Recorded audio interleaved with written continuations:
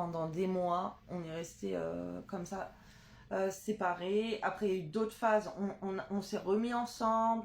Enfin, on se revoyait tout le temps en fait, on était tout le temps ensemble, on se disputait, c'était le gros bordel, on s'aimait très fort. Moi en tout cas, je l'aimais très fort, j'ai l'impression que lui ne m'aimait pas. Alors que lui, il me courait après, mais moi j'ai l'impression que lui ne m'aimait pas. Et moi je l'aimais très fort et j'étais plutôt dans la retenue à le repousser parce qu'il me faisait trop de mal en fait par son comportement.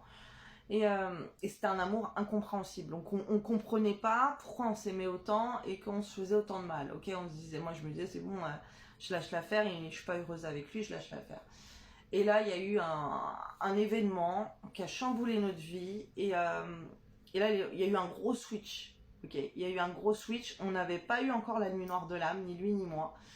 Et là il y a eu un gros switch, une grosse séparation et par la distance. Et là, je suis devenue chaser et lui, il est devenu runner. Ok. Là, du jour au lendemain, bam, dans ma tête, ça a fait 15 tours. Avec ce qui va se faire, je vais le perdre pour toujours, je vais plus jamais le voir. Et là, j'ai paniqué, j'étais dans la panique totale. Et je suis devenue chaser, à l'harceler, à tout faire pour le voir, lui courir après, à lui faire des déclarations que je l'aime et tout, blablabli, blablabla. À lui ouvrir mon cœur, en fait, comme je faisais pas avant. Et, euh, et lui, il était distant. Il était très distant. Et là, moi, je me disais, ça y est, je vais le perdre pour toujours et tout. Pourtant, on restait ensemble, ok. Après, on a été comme ça dans cette phase. Euh, dans cette phase-là, on s'embrouillait un petit peu, où il y avait des petits blocages, mais ça durait quelques jours ou quelques heures. Après, on se redébloquait.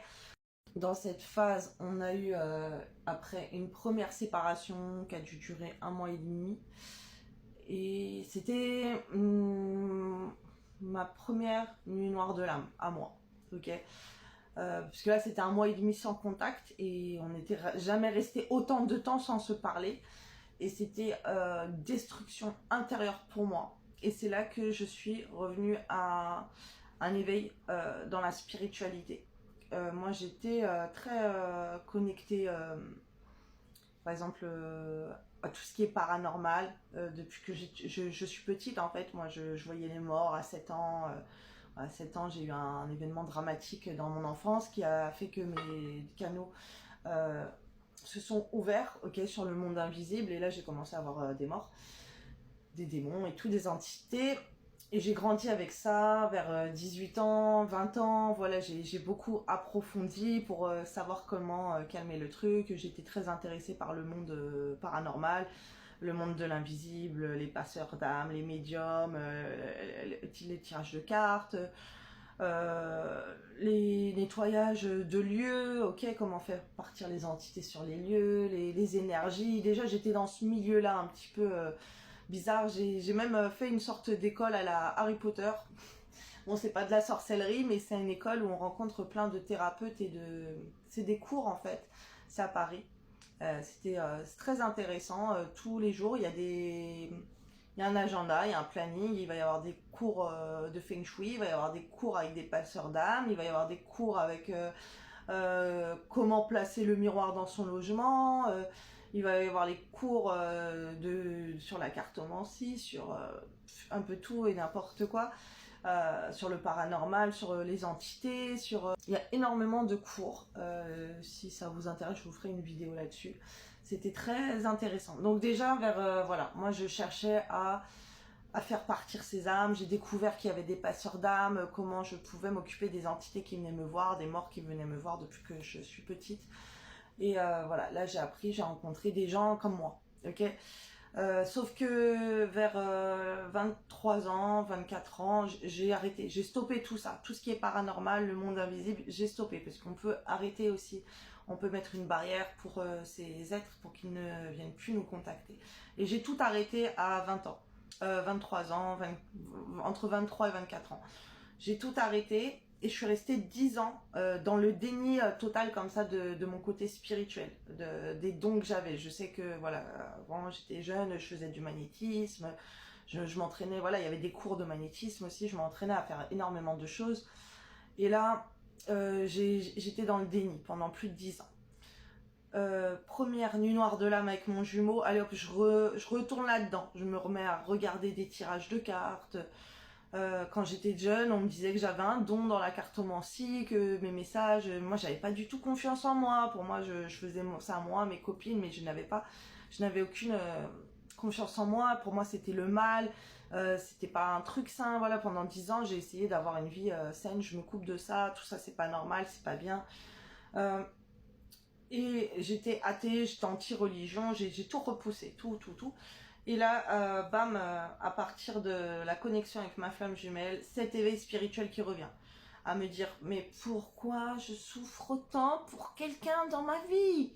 Que j'étais en dépression, j'avais envie de mourir, je me levais le matin, j'avais envie de mourir, j'allais travailler, je n'avais plus de goût à la vie, j'avais plus envie de travailler, j'avais plus envie de vivre, j'avais plus envie de parler à personne, j'avais plus envie de rien. J'étais obsédée par mon jumeau, tout ce que je voulais c'était mon jumeau avec moi. Là on était séparés et au bout de ma vie il m'avait zappé. On a eu une séparation où il me disait c'était terminé nous deux.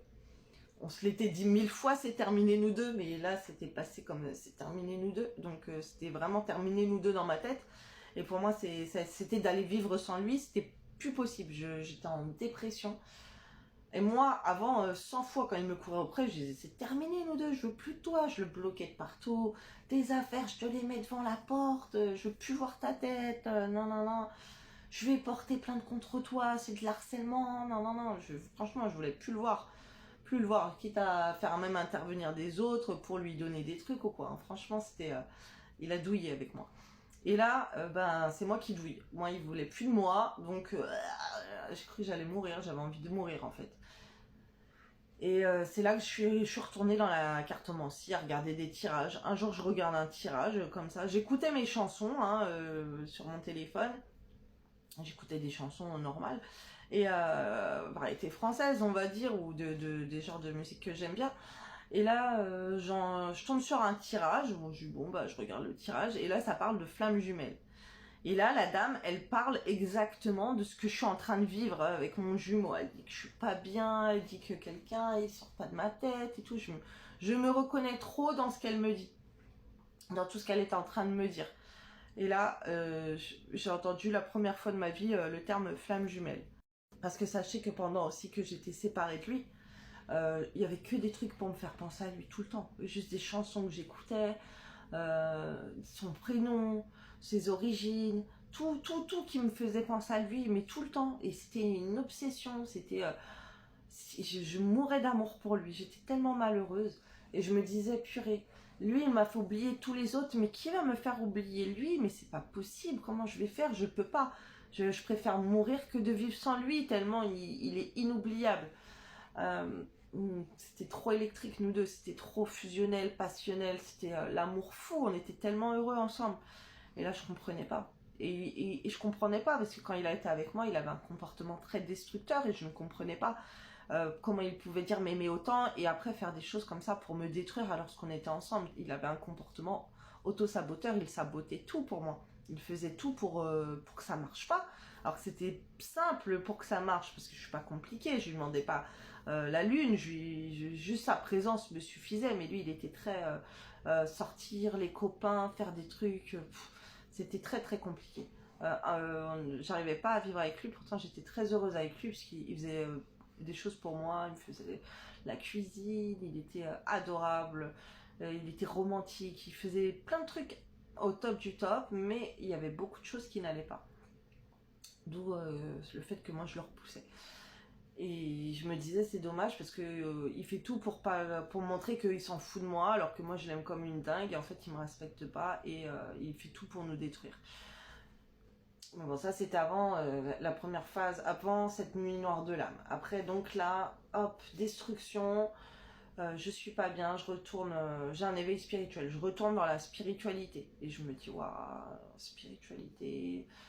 J'ai mis ça de côté, là ça m'appelait,